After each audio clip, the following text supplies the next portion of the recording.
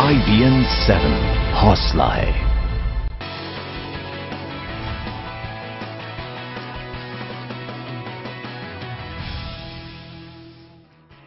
नमस्कार, मैं हूं नवजोत और देश दिन भर में आपका स्वागत है। हम आपको दिखाएंगे देश के कोने कोने की खबरें और ये खबरें आप तक पहुंचा रही है नेटवर्क 18 की 2000 संवाददाताओं की पूरी टीम। 2000 रिपोर्टर्स हर दिन आपके इलाके की हर छोटी बड़ी खबर आप तक पहुंचाते हैं, सबसे सटीक, सबसे पहले।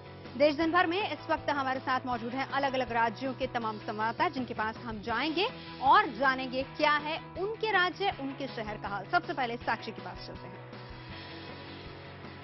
बिल्कुल, खबर सबसे पहले दक्षिण भारत से।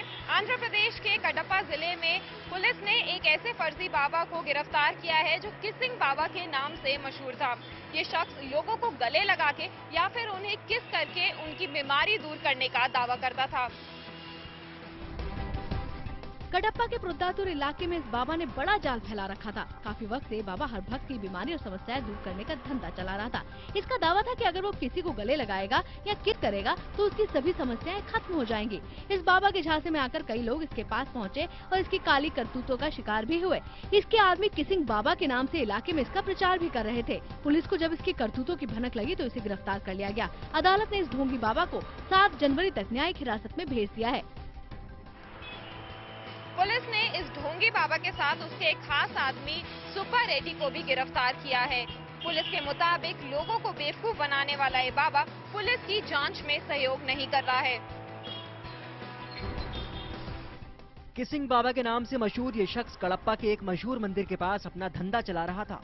मंदिर के पीछे बने एक कमरे में वो किस करके और गले लगा के बीमारी दूर करने का दावा करता था। जब पुलिस ने इसके ठिकाने पर छापा मारा तो ये अजीब अजीब हरकतें करने लगा। अदालत में भी इसका व्यवहार सामान्य नहीं था। इसके बाद अदालत ने मेंटल हॉस्पिटल में किसिंग बाबा की जांच कराने का आदेश दिया। पुलिस के मुताबिक किसिंग बाबा के खास आदमी सुब्बा रेड्डी से जांच में काफी मदद मिलेगी। सुब्बा रेड्डी वही शख्स है जो किसिंग बाबा की चमत्कारों की झूठी खबरें फैलाता था।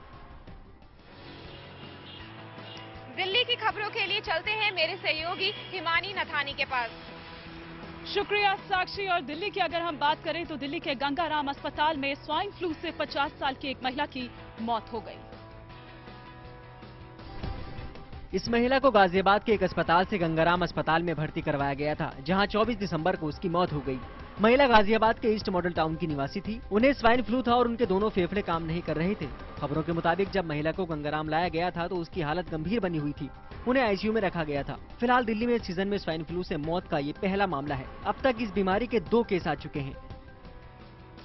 और दिल्ली में चुनावी सरगर्मी के बीच गृह मंत्री राजनाथ सिंह ने 84 सिख दंगा पीड़ित परिवारों को मुआवजा दिया है। आपको बता दें कि गृह मंत्री राजनाथ सिंह ने 17 परिवारों को 5-5 लाख रुपए के चेक बांटे। गृह मंत्री राजनाथ सिंह ने दिल्ली के तिलक विहार की विधवा कॉलोनी में 17 परिवार को 5-5 लाख रुपए बतौर मुआवजा दिया। सरकार के पास जो पीड़ितों की सूची है उसमें से लोगों को चिन्हित कर मुआवजा दिया गया। फिलहाल सिर्फ उन लोगों को मुआवजा मिला है जिनका फिजिकल वेरिफिकेशन हो पाया है। बाकी लोगों को बाद में मिलेगा। इस मौके पर पश्चिमी दिल्ली के सांसद प्रवेश वर्मा भी मौजूद थे। गौरतलब है कि केंद्र में सत्ता में आने के बाद बीजेपी सरकार ने 1984 के सिख दंगा पीड़ितों को 5-5 लाख रुपए अतिरिक्त मुआवजा दिए जाने की घोषणा की थी। जो भी चुनाव समाप्त हुआ तुरंत ही इस संबंध में आदेश जारी कर दिया गया।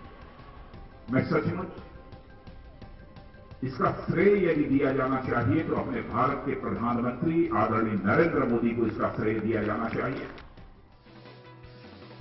दिल्ली के अलीपुर में चावल के गोदाम में बोरियों से दबकर 4 मजदूरों की मौत हो गई। चावल के इस गोदाम में एक के ऊपर एक कई बोरियां रखी थी। रात को जब मजदूर सोए हुए थे तो अचानक बोरियां उनके ऊपर गिर गई और उसमें दबकर 4 ने दम तोड़ दिया। और यूपी और उत्तराखंड की खबरों को विस्तार से जानने के लिए अब हम सीधे रुख करेंगे मेरे सहयोगी अनुराग त्रिपाठी का। यूपी के आगरा में एक युवक को जिंदा जलाने का मामला सामने आया है। आगरा के बाह कस्बे में एक युवक को उसके ही दोस्त ने जिंदा जला के मार डाला। हरिज्ञान नाम का शख्स बैंक से पैसा निकाल कर लाया था। पड़ोस में रहने वाले श्री बाबू ने हरिज्ञान को रात में शराब पिलाई और फिर पैसे की मांग की। पैसा न मिलने पर उसने गुस्से में आकर हरिज्ञान को आग लगा दी और फरार हो गया। रात में ही पीड़ित को प्राथमिक स्वास्थ्य केंद्र लाया गया, जहां उसे प्राथमिक उपचार के बाद आगरा के लिए रेफर कर दिया गया। किसने जला दिया? श्री बाबू। क्यों? पैसे इसके पास देखे तो जला दिया। दुनिया के सबसे बड़े बोर्ड का दावा करने वाला यूपी बोर्ड इस समय धर्म संकट में फंस गया है। ये धर्म संकट 10वीं और 12वीं के प्रैक्टिकल एग्जाम को लेकर खड़ा हुआ है। असल में माध्यमिक शिक्षा परिषद इलाहाबाद यानी यूपी बोर्ड ने छात्रों को प्रैक्टिकल परीक्षाओं के लिए 26 दिसंबर से 10 जनवरी तक की समय सीमा निर्धारित की थी। इस बीच में 3 मंडलों में लाखों छात्रों की प्रैक्टिकल परीक्षाएं होनी है। अब संकट ये खड़ा हो गया है कि बंद स्कूलों में प्रैक्टिकल परीक्षाएं कैसे हो। मुख्यमंत्री अखिलेश यादव ने 3 दिन पहले ही शीतलहर के मद्देनजर स्कूलों में 28 दिसंबर तक छुट्टी के आदेश दिए थे। इस आदेश के क्रम में ये ध्यान नहीं रखा गया कि यूपी बोर्ड ने प्रैक्टिकल परीक्षाओं की तारीख 26 दिसंबर से घोषित कर रखी है।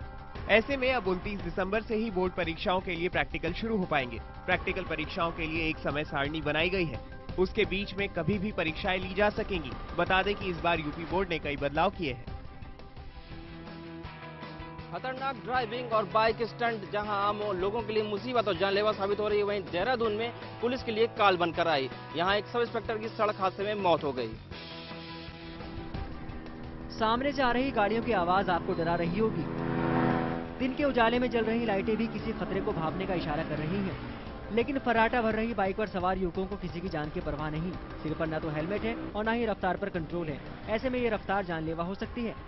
राजधानी दून से सटे झाझरा इलाके की तस्वीरें आपको डरा सकती हैं, लेकिन रेस के रोमांच में अंधे युवकों को किसी की जान की परवाह नहीं। लगातार हो रहे हादसे खतरनाक ड्राइविंग पर कई बार सवाल खड़े कर रहे हैं। हाल ही में राजधानी दून में एक पुलिस सब इंस्पेक्टर की जान भी जा चुकी है। प्रदेश के सीएम से लेकर डीजीपी तक हादसों पर चिंता जता रहे हैं, लेकिन युवा पीढ़ी कोई सबक लेती नहीं दिख रही। अरे अपने बच्चे जो है रेस्टलेस ड्राइविंग के जरिए किस तरीके से लोगों की जिंदगी को खतरे में पहुंचाते हैं, ये भी सब प्रबुद्ध लोगों को आज सोचने की जरूरत है। निश्चित रूप से एक चिंता का विषय है रैश ड्राइविंग सड़कों के ऊपर, और उसके ऊपर गंभीरता से कार्रवाई करने के लिए सभी को ध्यान देने की आवश्यकता है। खतरनाक ड्राइविंग कैसे लोगों के लिए काल बन रही है, इसका अंदाजा देहरादून में हुए हादसों के बाद लगाया जा सकता है। रेस ड्राइविंग के चलते देहरादून जिले के अलग अलग इलाकों में हुए हादसों में महज 1.5 महीने के अंदर 15 लोगों की जान जा चुकी है। ऐसे में ट्रैफिक पुलिस के अधिकारी रेस ड्राइविंग पर कार्रवाई की बात जरूर कह रहे हैं। नोएडा में आज बीजेपी नेताओं ने नोएडा अथॉरिटी के खिलाफ प्रदर्शन किया। बीजेपी नेताओं के प्रदर्शन को रोकने के लिए नोएडा के कई इलाकों में धारा 144 लागू की गई थी, जिसकी वजह से लोगों को भारी ट्रैफिक जाम का सामना भी करना पड़ा। बिहार और झारखंड की खबरों के लिए अब चलते हैं मेरे सहयोगी चंद्रमोहन के पास। रघुवर दास झारखंड के नए मुख्यमंत्री होंगे। विधायक दल का नेता चुने जाने के बाद राजभवन जाकर राज्यपाल के समक्ष सरकार बनाने का दावा पेश करने और नई सरकार के शपथ ग्रहण की तैयारी शुरू हो गई है। झारखंड में बीजेपी के विधायक दल की बैठक में जमशेदपुर पूर्व के विधायक और बीजेपी के वरिष्ठ नेता रघुवर दास को बीजेपी विधायक दल का नेता चुन लिया गया है। नीलकंठ मुंडा ने रघुवर दास के नाम का प्रस्ताव किया। इसका समर्थन सरयू राय और सीपी सिंह ने किया। विधायक दल की बैठक में स्वास्थ्य मंत्री जेपी नड्डा और बीजेपी नेता विनय सहस्त्रबुद्धे की मौजूदगी में रघुवर दास को नेता चुना गया। रघुवर दास का शपथ ग्रहण समारोह 29 दिसंबर को होगा। झारखंड के गढ़वा में भवनाथपुर के नवनिर्वाचित विधायक भानु प्रताप शाही के विजय जुलूस में जमकर शक्ति प्रदर्शन हुआ। जुलूस के दौरान उनके समर्थकों ने हाथों में बंदूक लिए सड़कों पर कई राउंड फायरिंग की। अपने विजय जुलूस के दौरान भानु प्रताप सड़कों पर एक तरफ लोगों का अभिनंदन स्वीकार कर रहे थे, तो दूसरी तरफ उनके समर्थक हवाई फायरिंग कर रहे थे। वहीं भानु प्रताप सिंह भोजपुरी गीतों पर नाचने में मशगूल भी दिखे। हैरानी की बात यह है कि पुलिस ऐसी किसी घटना की जानकारी होने से ही इनकार कर रही है। उसका दावा है कि जानकारी मिलने के बाद कार्रवाई की जाएगी, जबकि तस्वीरों में साफ दिख रहा है कि विधायक के जुलूस के पीछे पुलिस वाले भी चल रहे हैं, लेकिन सब कुछ देखकर भी उसे अनदेखा कर रहे हैं। बिहार में अब धर्म परिवर्तन का मामला सामने आया है। राज्य के गया जिले में फिर 40 महादलित परिवारों ने ईसाईयत स्वीकार कर लिया है। बिहार के गया जिले के बोध गया प्रखंड के अतिया गांव के करीब 40 महादलित परिवारों ने ईसाई धर्म अपनाया है। गया जिले के अपने पैतृक गांव महकार पहुंचे मुख्यमंत्री ने कहा कि लोग स्वेच्छा से धर्मांतरण करते हैं। उन्होंने जिस धर्म का त्याग किया है उसके प्रति अनास्था का कोई कारण रहा होगा, पर जबरदस्ती धर्म परिवर्तन कराने वाले लोगों पर कार्रवाई की जाएगी। उन्होंने कहा कि धर्मांतरण करने वाले लोगों का नजरिया राज्य और देश के प्रति नहीं बदलना चाहिए। सिखों के दशमेश पिता गुरु गोविंद सिंह जी महाराज के 348वीं प्रकाश उत्सव को लेकर आज पटना सिटी के तख्त श्री हरमंदिर साहब से श्रद्धालुओं की बड़ी प्रभात फेरी निकाली गई, जो नगर भ्रमण करते हुए वापस तख्त श्री हरमंदिर पहुंचा। आगे आगे पंच प्यारे और पीछे श्रद्धालुओं का जत्था वाहे गुरु का मंगल पाठ करते हुए तख्त हरमंदिर पहुंचा। प्रकाश उत्सव को लेकर कल गायघाट गुरुद्वारा से श्रद्धालुओं द्वारा भव्य नगर कीर्तन निकाला जाएगा। वहीं 28 दिसंबर को तख्त परिसर के विशेष दीवान में मुख्य समारोह का आयोजन होगा, जिसमें देश विदेश से आए हजारों श्रद्धालु भाग लेंगे। आरा में आज पुलिस से नाराज लोगों ने शहर में जमकर तोड़फोड़ किया और पुलिस ने हंगामा करने वाले लोगों पर लाठियां बरसाई। दरअसल कल आरा स्टेशन के पास सौरभ नाम के एक कोचिंग संचालक को अपराधियों ने गोली मार दी थी। सौरभ अभी जिंदगी और मौत के बीच झूल रहा है। अभी तक अपराधी गिरफ्त से दूर हैं, जिससे लोगों में भारी नाराजगी है। देश दिन भर में खबरों के सिलसिले को आगे बढ़ाएंगे जम्मू कश्मीर से मेरे सहयोगी नसीर अहमद। जम्मू कश्मीर में सबसे बड़ी पार्टी बनकर उभरी पीडीपी के विधायक मोहम्मद अशरफ मीर ने अपना जीत का जश्न AK-47 राइफल से फायरिंग करके किया। ये तस्वीरें हैं जम्मू कश्मीर के नवनिर्वाचित पीडीपी विधायक अशरफ मीर की। तस्वीरों में आप देख सकते हैं कि किस तरह बेखौफ होकर अशरफ मीर फायरिंग करते हुए अपनी जीत का जश्न मना रहे हैं। सबसे बड़ी बात, विधायक अशरफ मीर AK-47 से फायरिंग कर रहे हैं। आपको बता दें कि अशरफ मीर ने सोनोवार से चुनाव में उमर अब्दुल्ला को करीब 5000 वोटों से हराया था। पीडीपी विधायक की जीत पर फायरिंग कर जश्न मनाने की बीजेपी, कांग्रेस समेत तमाम राजनीतिक दलों ने निंदा की है। उधर नेशनल पैंथर्स पार्टी के नेता भीम सिंह ने घटना की निंदा करते हुए कहा कि जब तक पूरी तरह लोकतंत्र नहीं आ जाता तब तक ऐसी घटनाएं होती रहेंगी। शिमला में लंबे इंतजार के बाद स्केटिंग आइस मैदान में स्केटिंग शुरू हो गई है। एशिया का ये इकलौता मैदान जहां आज भी प्राकृतिक तरीके से बर्फ जमाई जाती है। दिसंबर महीने के पहले हफ्ते में शुरू होने वाली स्केटिंग इस बार मौसम साफ न होने के कारण देरी से शुरू हुई। सत्र के पहले दिन स्केटिंग के साथ साथ मैदान में आइस हॉकी भी खेली गई। शिमला आने वाले पर्यटक व विशेष रूप से बच्चे आइस स्केटिंग का बेसब्री से इंतजार करते हैं। मुझे बहुत खुशी हो रही है and I am very excited कि बहुत दिनों बाद आज आइस स्केटिंग शुरू हो रही है। आइस स्केटिंग मैदान में पिछले कुछ दिनों से कमेटी ट्रायल लिया जा रहा था। इससे पहले मैदान की लंबाई और चौड़ाई का काम किया गया। आपको बता दें कि इस बार देरी से शुरू हुए आइस स्केटिंग सत्र में केवल हाफ सीजन मेंबरशिप ली जाएगी, जहां बच्चों की फीस होगी 700 रुपए व बड़ों की स्केटिंग की फीस 1300 रुपए अदा करनी होगी। आगे की खबरों के लिए आइए चलते हैं मेरे सहयोगी अंकुश के पास।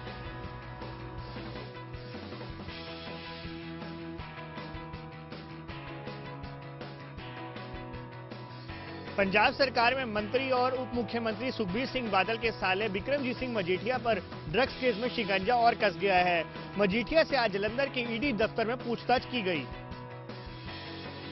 The first given instance I was here and I have said all along that the truth will come out and we will all for you to know. वहीं दूसरी तरफ जालंधर में मजीठिया के खिलाफ कांग्रेस और ABVP ने विरोध प्रदर्शन भी किया और जमकर नारे लगाए। आपको बता दें कि ड्रग्स केस में उनका नाम उछलने के बाद प्रवर्तन निदेशालय ने उन्हें पूछताछ का समन भेजा था, जिसके बाद शुक्रवार सुबह वो ईडी दफ्तर पहुंचे। विक्रम मजीठिया केंद्रीय मंत्री हरसिमरत कौर के भाई और पंजाब के डिप्टी CM सुखबीर बादल के साले हैं। आतंकी संगठन इंडियन मुजाहिदीन ने राजस्थान के गृह मंत्री और कई मंत्रियों को ईमेल लिखकर 26 जनवरी को सीरियस धमाके करने की धमकी दी है। जांच एजेंसियों ने मेल की चेकिंग के लिए इंटरपोल की भी मदद मांगी है। राजस्थान के गृह मंत्री समेत राज्य के 10 कैबिनेट मंत्री और 6 राज्य मंत्रियों को सरकारी ईमेल आईडी पर इंडियन मुजाहिदीन के नाम से धमकी दी गई है। ईमेल में लिखा है कि 26 जनवरी को धमाके करेंगे, रोक सको तो रोक लो। ये ईमेल मंत्रियों को 22 दिसंबर की शाम को मिली है। राजस्थान पुलिस ने मामले की जांच शुरू कर दी है। पुलिस के मुताबिक ईमेल से धमकी के अलावा भी उन्हें कुछ ऐसे इनपुट मिले हैं जिससे सुरक्षा को खतरा पैदा होने की आशंका जताई जा रही है। फिलहाल पूरे राज्य में सतर्कता बढ़ा दी गई है।